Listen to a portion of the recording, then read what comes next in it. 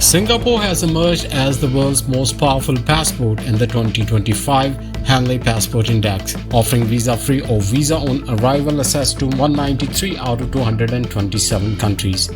South Korea and Japan follow closely in second place with 190 destinations, while 7 European nations including Germany, Italy and Spain share the third spot with 187.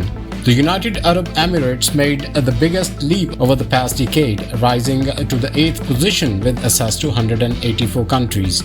Meanwhile, China improved significantly, climbing from 94th place in 2015 to 59th in 2025. On the losing side, the US dropped to 9th place with 183 visa-free destinations, while Venezuela saw the sharpest decline, falling from 2nd place in 2015 to 44th. India ranked 80th with access to 56 nations, while Pakistan secured the 96th position, sharing the spot with Yemen. At the bottom, Afghanistan ranked 99th, offering visa-free access to only 25 destinations.